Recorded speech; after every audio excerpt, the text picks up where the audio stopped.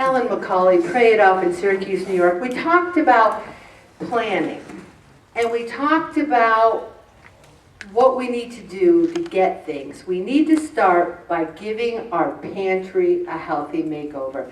Now, it depends on where you live. I grew up and I slept in the same bed with my two sisters.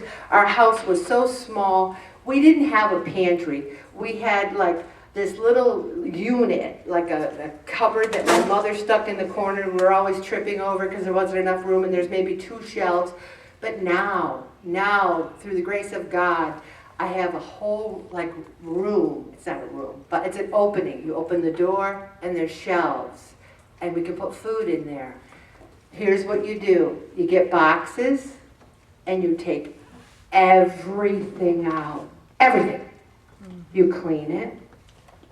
Then you look at each item and you put it back. You have a sheet of paper and you say, wow, I don't have any black beans. Black beans. I thought I had cooking spray, canola oil. I don't. Cooking spray. It will probably take you, depending on the size of your pantry, a couple of hours. But I guarantee you, you will lose 10 pounds. 10 pounds! Who wants to lose 10 pounds? Yes, clean out your pantry. It works. I've watched enough HGTV in my life, and they always take everything out. Everything goes.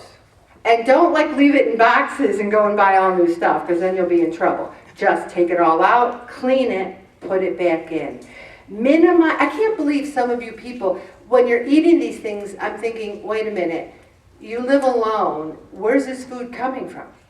You're eating things that aren't healthy. Either you're going out to eat it or you're buying it. I mean, I've seen people in the grocery store and they've run to other aisles because they didn't want me. One lady had her coat on. It was like winter, and she's wheeling along. She sees me. She whips off her coat and she laid it over her. You know who you are. You know who you are. She laid it over the items in her cart. So another person, I ran into her. She said, these are for my grandchildren. This stuff's for my grandchildren, not for me. Grandchildren. Don't remember, I could be anywhere. You don't know. You think I only go to Price Shopper? Sometimes I'm at Tops. Oh yeah, sometimes I'm at Wegmans. I'll even go to Liverpool if I have to track you down. Be careful what you have in that cart. Soda. I have 1 carbonated beverage a week. A Polar 100% natural seltzer, calorie-free. Because it's my little treat. 1 a week. Because I don't think carbonation is good for you. It's carbon dioxide. If you have too much soda, especially non-diet. I mean, how many times? I mean, I've been notorious. I'll have a, Whopper with cheese, large fries, apple pie, and a diet soda, please. We think, oh, I got the diet soda. We have to watch that. Okay, you're cleaning out your pantry, you're looking at what you have. You should not be eating Frosted Flakes or Cinnamon Toast Crunch.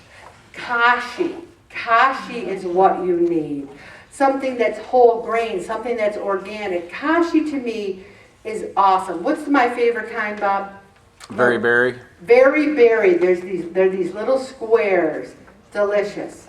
Also, I talked to you about the beans. They talked about refried beans, the diced tomatoes, brown rice, the old-fashioned oats. If you like fat-free microwave popcorn, have that in your pantry. Canned soups, but be careful. I don't eat canned soups because canned soups to me are sodium in a bowl. I don't care if it says low sodium. When something's got 1,800 milligrams of sodium and they cut it to 900 milligrams of sodium, they can call it low sodium, but it's still too much sodium for me. But some of you might not be bothered by sodium. Watch that on your soup label. Whole wheat pasta. We almost never eat pasta. When spaghetti squash is in season, we have spaghetti squash. To me, spaghetti squash is a gift from God. I never ate it before Pray It Off. It's delicious. Also, look at the fats. If you don't understand the difference between trans fats, saturated fats, just think of the word fat. That should be enough of an answer for you. Also, if you want Ritz crackers, try the reduced fat ones. Try the Smart Pop. I try to eliminate a lot of carbs because they're just not good for you. Here's something else. A lot of you have a terrible disease, and you might not know it. They have a name for it now. It's called the sitting disease, where you sit. Now, I have a desk job. Now, I sit at a desk, I work on the computer, I talk on the phone, I do go to meetings. I try from 8:30 to 4:30 to get in at least 7,000 steps. That's with a desk job. So you think, well, how can you do that, Ellen? Well, if I have to talk to Maria, I could either email her or I could call her, but instead I walk down the hall. I go, hey, Maria. What I like about that is if you email or call someone, they can not pick up the phone, they can not answer your email, but when you're face to face, they talk to you. I say, if something has to go to the print shop, I go, I'll take it, because the print shop is in the basement, down the hall. I always run into Tiffany. Tiffany works for the county. I'm down there going to the print shop. Even if you have a desk job, try to get up. If you stand for an hour, you burn 95 calories. There's a guy in our office who has a standing desk. He's got a standing desk. If you need that, your employer will get it for you. Anybody got a treadmill desk? Anybody know somebody with a treadmill? Anybody got a treadmill desk? But, they have them. Just get up. Also, think about your lunch hour. Now, I got in a little trouble because I was trying to walk 5 miles on my lunch hour and I tore 2 meniscus in my knee. And through your prayers, it doesn't hurt anymore, and I don't have to have surgery right away.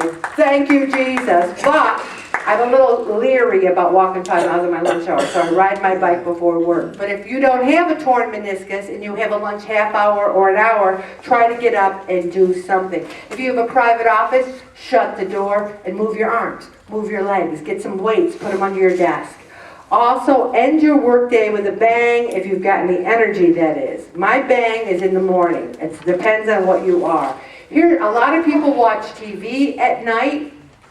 I believe in lifting those 2-pound weights.